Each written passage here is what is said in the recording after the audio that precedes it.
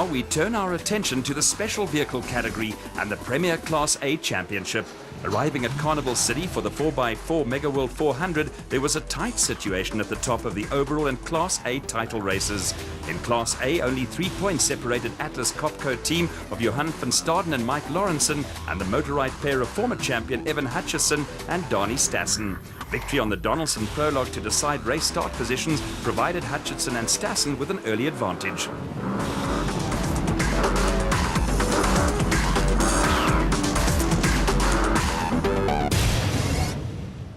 The race turned into a triumph for brothers Lawrence and Gerard du Plessis, who romped home in a Zarco Magnum. Behind them, Evan Hutchison and Dani Stassen were happy with second place in the motor-ride Bat Venom and moved into the championship lead. It turned into a good day for the motor-ride team, with the second Bat Venom in the hands of Nick and Ryan Harper, finishing on the podium for the first time. A tight battle for 4th and 5th eventually saw the elegant fuel bat of 2-time SA champions Quinton and Kali Silvalt run into late race problems. And before the finish, they were overtaken by the husband and wife team of Marius and Yolinda Fourie in the PHB Porter.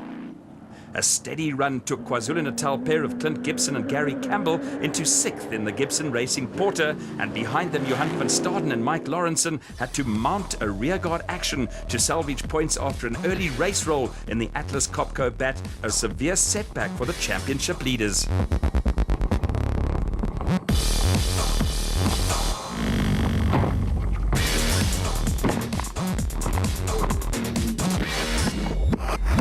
Another steady run took brothers Daniel and Lo Zili into 8th place in the Orange Works Porter, with the pair picking up points for the second race in a row.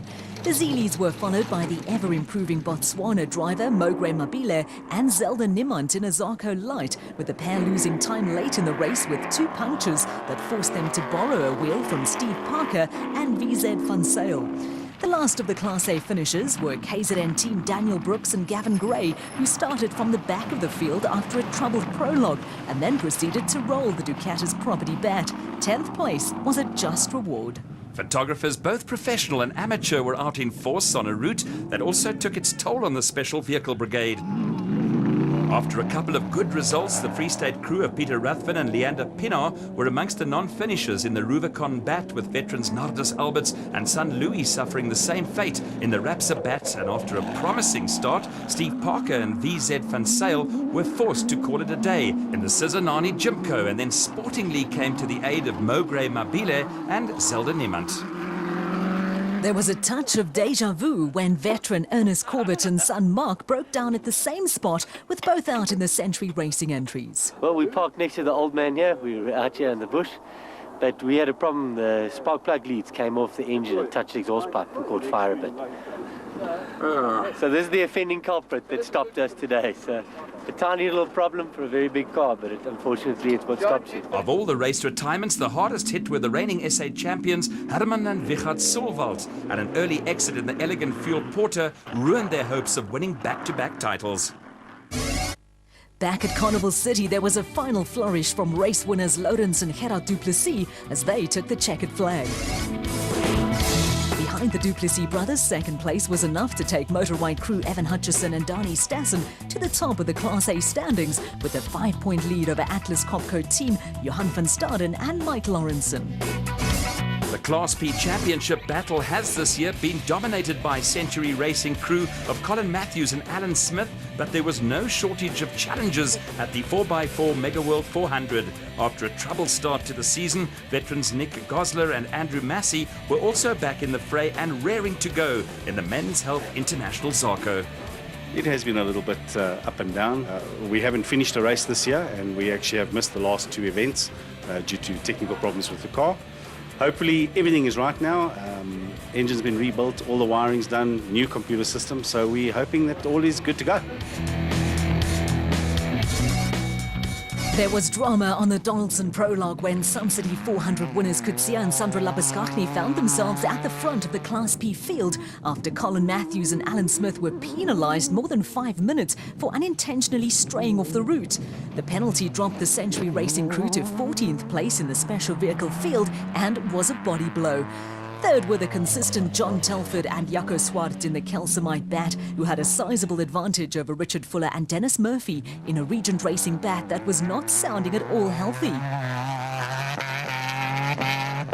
Next up and completing the top 5 were veteran Rob Walk and Jeremy Wood, sitting alongside him in the Super Pave Aceco.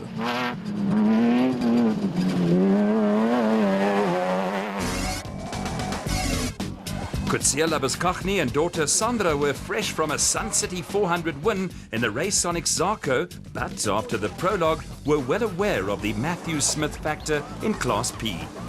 Yes, now we had a fairly clean run and it was fast and nice. That's stuff that I like.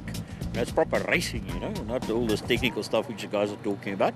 But it went fairly well. You know, Colin is an exception to the rule. So, I mean, Class A boys can't even beat him. So, you know, that gives us Class P guys a hard time catching up to him. It did not take Colin Matthews and Alan Smith long to again exert their dominance in Class P. The pair were back in the class lead within 40 kilometres of the start of the first loop of the race and were on a spectacular charge through the field.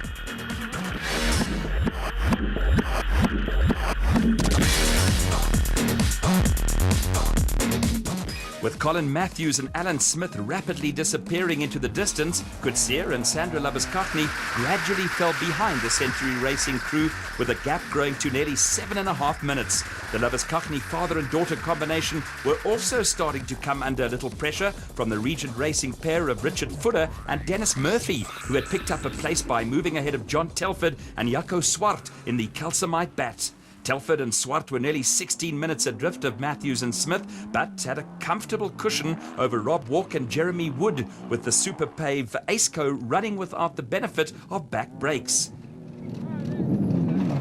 They were a little better off than Ernest Corbett and Juan Moore, with the Century Racing CR2 horse to combat and later to be classified amongst the non-finishers. We took the wrong road.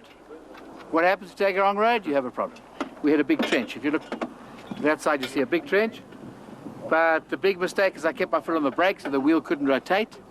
So I broke the arm, front arm. But luckily we've got guys that know what they're doing. The final loop of the race saw the ever-spectacular Colin Matthews and Alan Smith continue to charge through the field in the Century Racing CR3 until their progress was temporarily halted by a puncture. There are no half measures for Matthews and Smith, but late race problems for the pair saw Regent Racing crew Richard Fuller and Dennis Murphy close to within 1 minute and 38 seconds of the Class P leaders.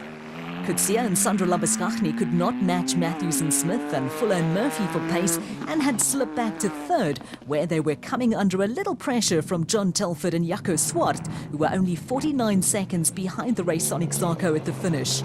Behind Telford and Swart, a brave effort saw Rob Walk and Jeremy Wood make it to the finish in the Super Pave Aceco to gather in a good haul of championship points. After an interesting day, Colin Matthews had the final say. It was very interesting.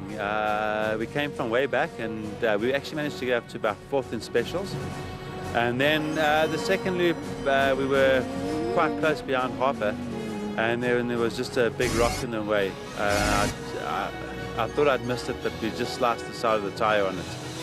And then got the puncture, and then we battled to start the car. Our start button had fallen into the dash. So we lost a lot of time there trying to get back up. So after that, then we just kept going and tried to make it to the end. With 2 events to run, Colin Matthews and Alan Smith are almost home and dry in the Class B title race, with a tight race for 2nd, 3rd and 4th, with 8 points the difference.